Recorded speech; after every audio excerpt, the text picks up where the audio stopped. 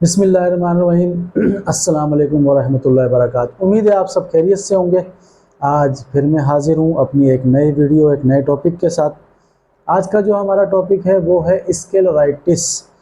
Scleritis एक काफ़ी serious condition है। हमारे स्केलरा की इन्फ्लेमेशन हम पिछली वीडियो में बात कर चुके हैं एपिस्केलेराइटिस के हवाले से।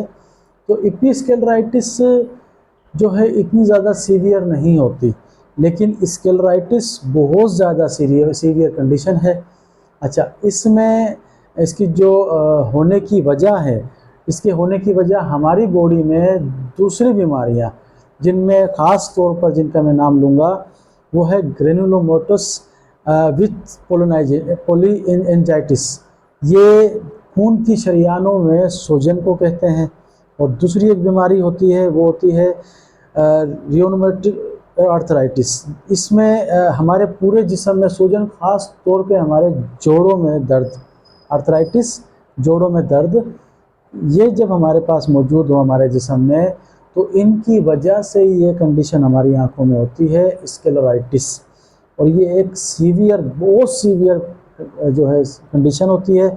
इसकी जो टाइप्स हैं उसमें डिफ्यूज स्केलेराइटिस, जो कि बहुत ज़्यादा कॉमन काज है, सबसे ज़्यादा मिलने वाली जो स्केलेराइटिस है वो यही है।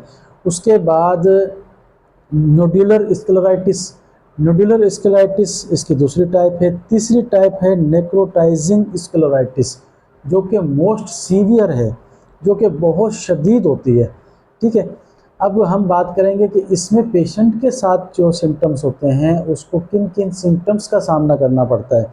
उसमें रेडनेस है, आँखें लाल हो जाएंगी, पिंकी हो जाएंगी, बहुत शदीद किस्म की, और पेन बहुत ज़्यादा होगा। फोटोफोबिया, यानी कि उसको लाइट चुभेगी, लाइट उसको बर्दाश्त नहीं होगी, चाहे वो सूरज की लाइट हो, लाइट बल्ब की लाइट हो, या किसी भी गाड़ी की लाइट हो।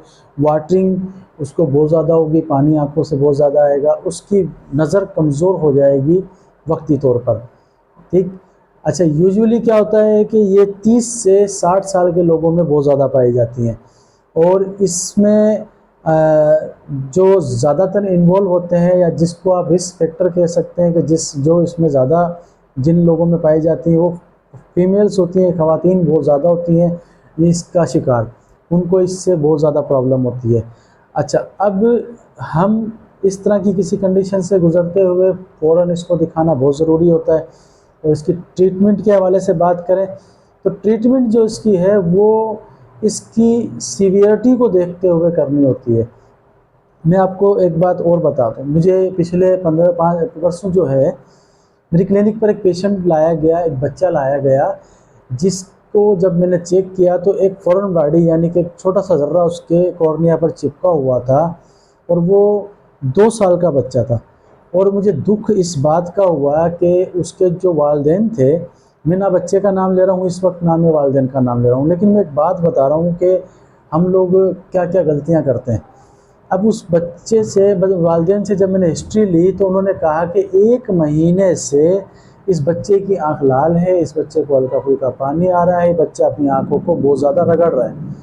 तो वो 1 महीने से उस बच्चे को दिखा नहीं रहे थे, उन्होंने उसको दिखाया ही नहीं। वो घर पे अपने मस्जिद टोटके करते रहे उसके साथ।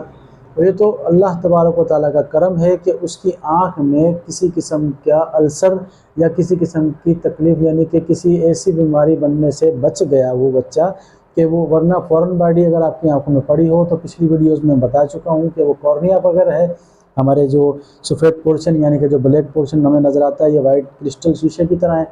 इसके ऊपर अगर कोई फॉरेन बॉडी है, उसको हम छोड़ दें तो 3 से 4 दिन में या 5 दिन में उसमें अल्सर बनने लग जाएगा। अल्सर बनने के बाद खुदा न खास्ता आँख ज़ाया होने का खदशा होता है, उसमें पस पड़ जाएगा, जिसे हम कहते हैं हाइपोपियन। वो पड़ने के बाद फिर आँख को बचाना बहुत मुश्किल हो जाता है।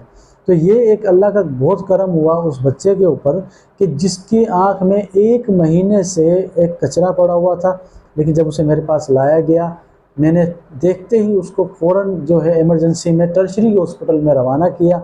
क्योंकि छोटे बच्चे जो होते हैं वो हमारी तरह आँख में ड्रॉप डलवाया, आँख को सुन्न किया, हमने कचरे को या कोई भी चीज़ आँख में गई है उसको आराम से निकाल लिया, ऐसा नहीं होता। बच्चे को बाकायदा बेहोश करने के बाद उसकी आँख में से जो कचरा चला गया उसको निकाला जाएगा, क्योंकि बच्चा नॉर्मली हमारी तरह नहीं निकलवा सकता, वो बहुत ज़्यादा इरिटेट करेगा। और कोई भी चीज़ जिससे हम आँख में से कचरा निकालने की कोशिश कर रहे हैं, अगर उसने बहुत ज़्यादा सर को हिलाया तो वो कहीं भी लग सकती है, कुछ भी हो सकता है। तो ऐसे बच्चों को बेहोश करने के बाद फिर उसकी आँख से कचरा निकाला जाता है।